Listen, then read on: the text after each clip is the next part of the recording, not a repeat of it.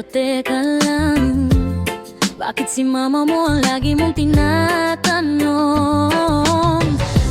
Lalabas tayong dalawa, may tawag ka muna kay mama. Pwede ba akong mag-date? Sabi ko tuloy, grabe naman to baby.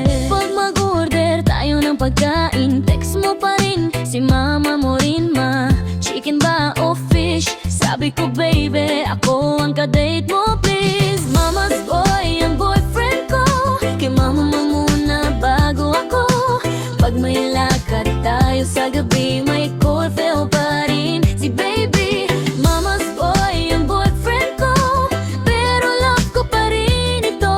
Kung magmahal siya kay mama ng ganyan, siguro ganun din siya sa'kin balang araw. Noong minsan nag-away tayo, bigla ka may tinawagan sa phone. Akala ko tropa o barkada, yun pala si mama mo pala. Sabi niya anak mag-sorry ka, bigla kang lumapit sa'kin agad ha. Kaya natawa na lang ako, si mama pala ang love guru mo. Mama's boy ang boyfriend ko, kay mama muna bago ako. Pag may kiss tayo sa gabi, text muna kay mama si baby. Mama's boy ang boyfriend ko, pero okay lang sa puso ko.